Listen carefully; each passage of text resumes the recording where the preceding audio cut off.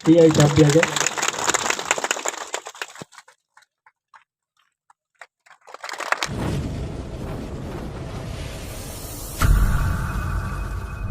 झकेला गांव में हार्दिक स्वागत एवं अभिनंदन।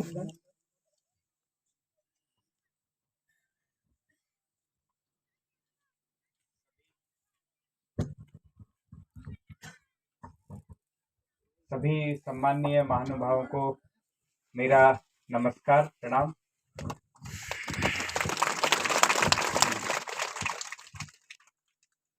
आज सबसे पहले तो मैं आप सभी को धन्यवाद देना चाहता हूं कि आपने हमें ऐसे पवित्र कार्यक्रम में बुलाया जहां पर आप धर्म चर्चा कर रहे हैं, संस्कारों की चर्चा कर रहे हैं और एक सात्विक जीवन कैसे जिया जाए उसके संबंध में आप चर्चा कर रहे हैं। तो यहाँ आकर के मुझे भी बहुत अच्छा लग रहा है। दूसरी बात मैं आपके बीच में कहना चाहूँगा कि जब से मुझे झाबुआ में आए हुए अब लगभग 4 महीने हो गए हैं, तो मुझे झाबुआ की संस्कृति का सबसे कम अनुभव है। आप लोग तो कई सालों से यहाँ पर रह रहे हैं, लेकिन मैंने यहाँ आकर के देखा कि आदिवासी लोगों में एक विशेष प्रकार की शक्ति है और वो ये है कि वो बहुत मेहनतकश होते हैं।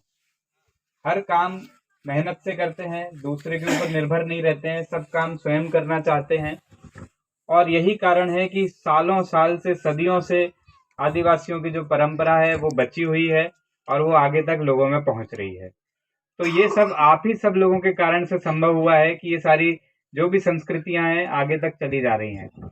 कई बीमारियां हैं जो शहरों में आ गई हैं, लेकिन गांवों में और खास तौर से आदिवासी क्षेत्रों में नहीं आ पाई है।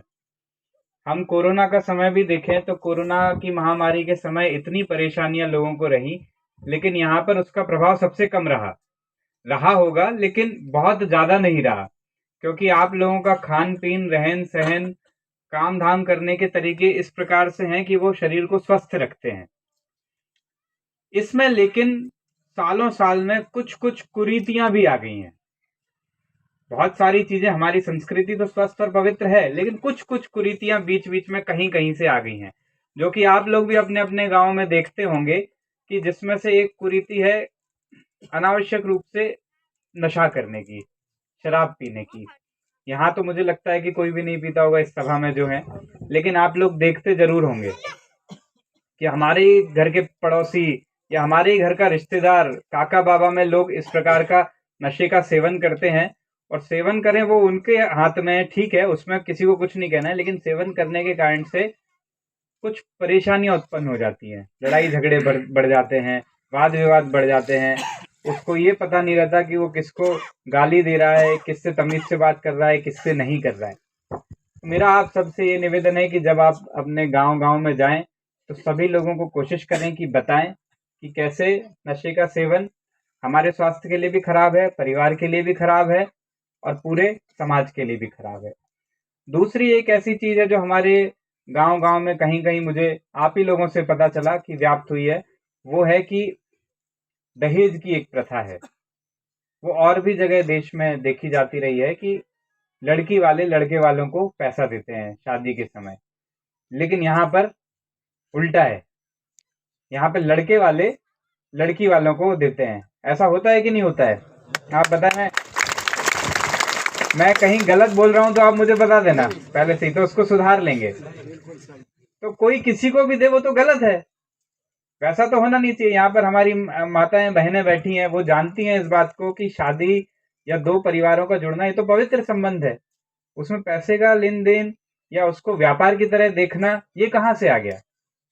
और दिक्कत यह है कि उसमें लेन देन इतने बड़े स्तर का हो जाता है कि फिर परिवार वालों को बाहर जाकर के मजदूरी करके कर्जा चुकाना पड़ता है, और कर्जा कई बार इतने सालों में चुकता है कि जिसकी शादी हुई है उसके बच्चे भी बड़े हो जाते हैं और कर्जा चलता रहता है।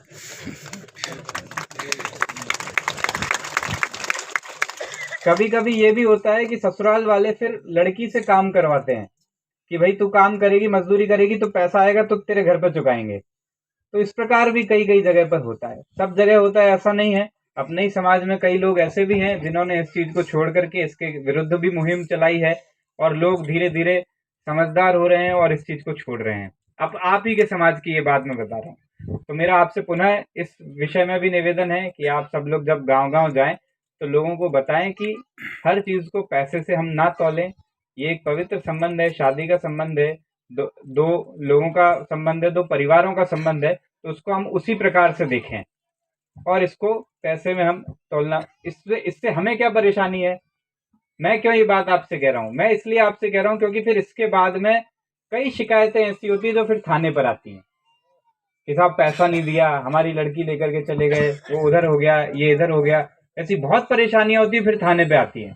अब बताओ फिर क्या किया जाए, माताएं बहनें बताएं कि क्या इसका किया जाए निराकरण। तो इसलिए मेरा आप सबसे निवेदन है कि इसको भी हम कम कर सकते हैं। तीसरी बात मैं आपके बीच में रखना चाहूंगा कि पिछले 8-10 सालों में एक चलन चला है, वो है डीजे बजाने का। ये भी आपने देखा होगा, यहाँ तो आप लोग नहीं करते होंगे लेकिन आपने अपने गांव में जरूर देखा होगा। और वो इतना जोर जोर से रात रात में बजता है कि जो नई उम्र के लड़के हैं उनको उतना पता नहीं चलता है, लेकिन जो 60 साल के ऊपर के लोग हैं उनका पूरा शरीर धूजता है जब वो इतना जोर से बजता है। तो वो शरीर के लिए हानिकारक है, जो गर्भवती महिलाएं हैं उनके लिए हानिकारक है, जिनको गर्भ है उन महिलाओं के लिए हानिकारक है। तो कभी भी कोई गांव में आए तो उसका आप नियम बना सकते हैं कि 3 घंटे 4 घंटे के लिए आए, ताकि अच्छा कार्यक्रम भी हो जाए। ऐसा ना हो कि रात रात भर चलता रहे।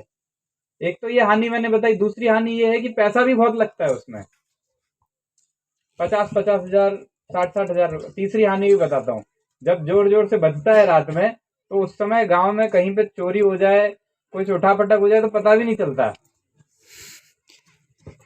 क्योंकि वो इतना जोर से बज रहा है कि पता ही नहीं चलता क्या हो गया उस समय।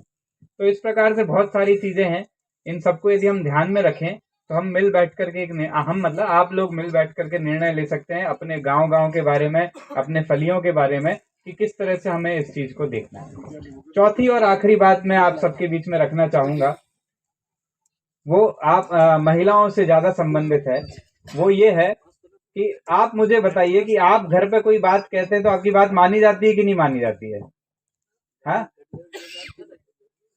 कुछ कह रहे हैं शर्माते हुए कि मानी जाती है, कुछ हंसी रहे हैं, कोई जवाब नहीं दे रहे हैं।